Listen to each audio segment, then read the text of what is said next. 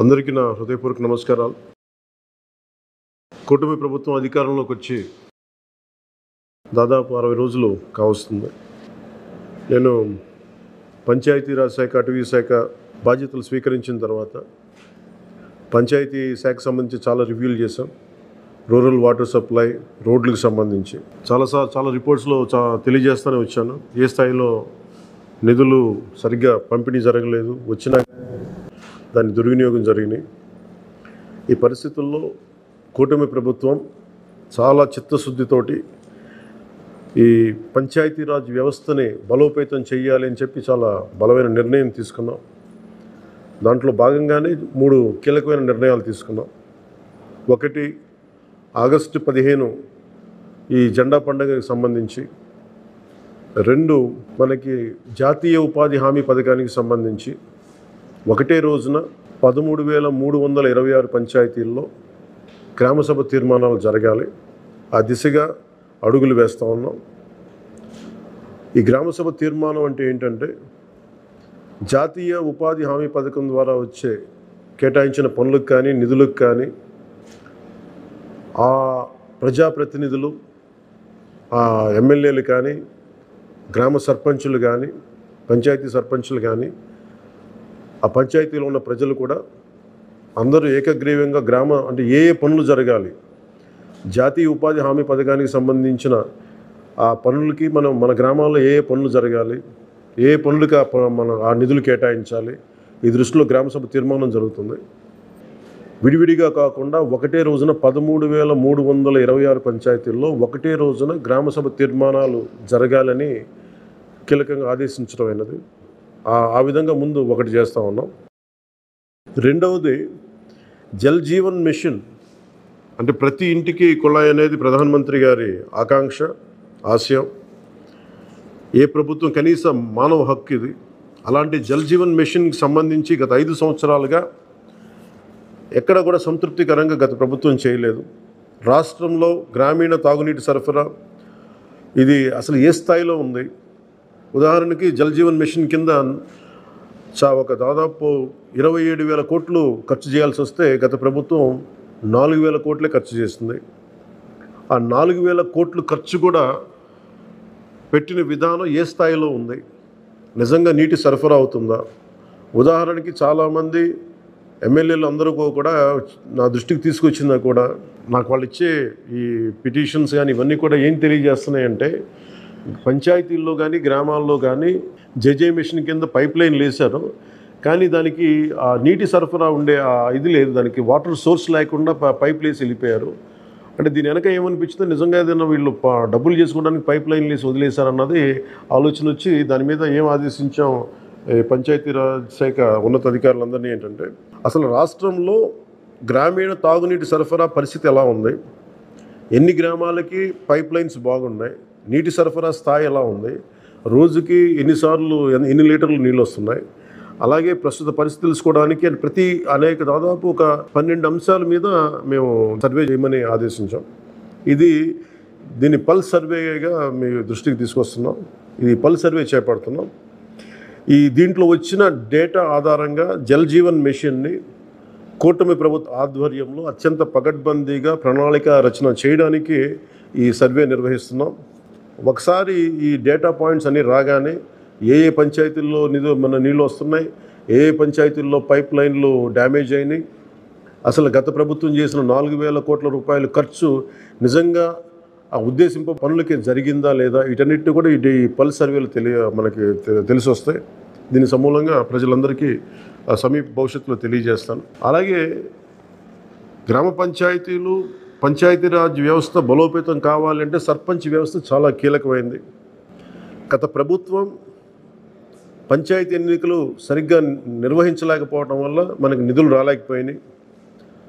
చాలాసార్లు మేము అధికారంలోకి రాకముందు పంచాయతీ మనకి సర్పంచ్లందరూ మా దృష్టికి తీసుకొచ్చింది ఏంటంటే, కనీసం మాకు బ్లీచింగ్ పౌడర్ కూడా మాకు కొనుక్కునే డబ్బులు లేవు మా దగ్గర. వాళ్ళ అకౌంట్లో పడ్డా కానీ డబ్బులు ఈ ప్రభుత్వం ఈ డిస్కౌంట్స్ అని చెప్పి డబ్బులు తీసేసుకున్నారు.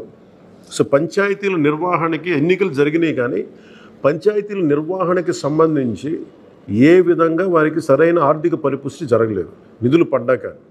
నిధుల దుర్వినియోగం జరిగింది, అది మీ అందరికీ తెలిసిందే. దానికి మరింత వివరంగా ఎప్పటికప్పుడు తెలియజేస్తాం. సో ముఖ్యంగా పంచాయతీరాజ్ వ్యవస్థని, సర్పంచ్ వ్యవస్థని బలోపేతం చేయాలన్నదే మా కూటమి ప్రభుత్వం తాలూకు ఆశయం, ఆకాంక్ష.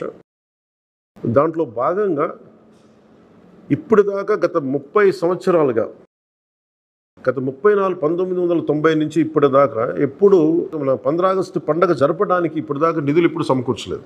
చాలా నామకే వాస్తే నామమాత్రంగా ప్రతి పంచాయతీకి, చిన్న పెద్ద పంచాయతీలకి 100 రూపాయలు, చిన్న పంచాయతీలకి, పెద్ద పంచాయతీలకి 250 రూపాయలు చొప్పున ఇచ్చేవారు.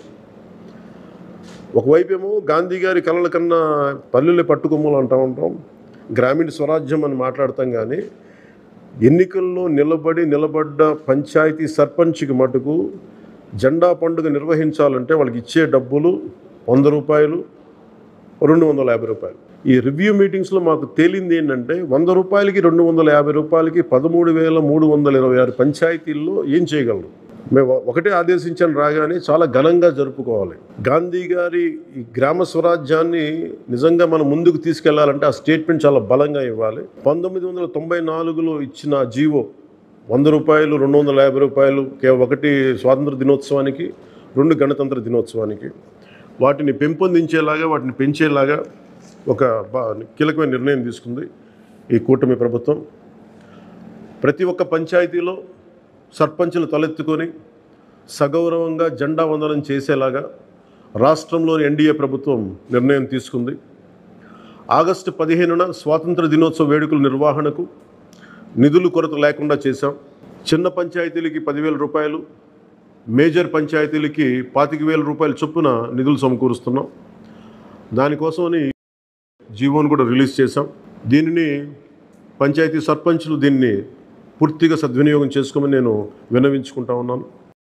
ఇప్పటి వరకు పంచాయతీలకి ఇంత పెద్ద స్థాయిలో ఆగస్టు 15, జనవరి 26 వేడుకలకు నిధులు ఇచ్చింది లేదు. 34 సంవత్సరాలుగా 1990 నుంచి ఈ మొత్తం ఇప్పటిదాకా పెంచలేదు. 34 సంవత్సరాలుగా ఈ పండగలకి, జెండా వందనం పండగ కానీ, గణతంత్ర దినోత్సవానికి కానీ 100 రూపాయలు, 200 రూపాయలు చొప్పున ఇచ్చేవాళ్ళు. ఈ మొత్తాన్ని గణనీయంగా పెంచాలని చెప్పి కూటమి ప్రభుత్వం నిర్ణయం తీసుకొని జీవో జారీ చేసింది.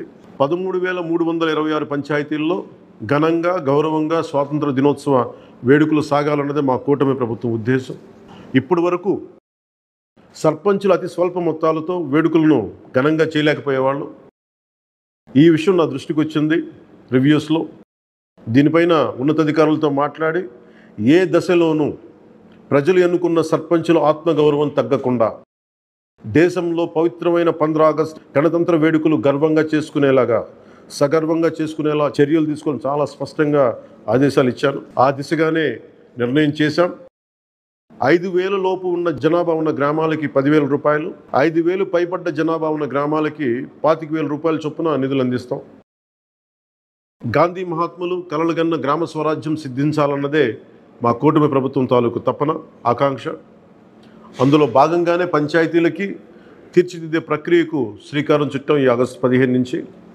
పారిశుద్ధ నిర్వహణ, రక్షిత తాగునీటి సరఫరా, మౌలిక వసతులతో కల్పనతో గ్రామాల సర్వతోముఖాభివృద్ధి దిశగా అడుగులు వేస్తున్నాం. గౌరవ సర్పంచులందరికీ నా విజ్ఞాపన, ప్రభుత్వం నుంచి విన్నపం, ఆగస్టు 15 నాటి వేడుకల్లో అందరి భాగస్వామ్యం ఉండాలి.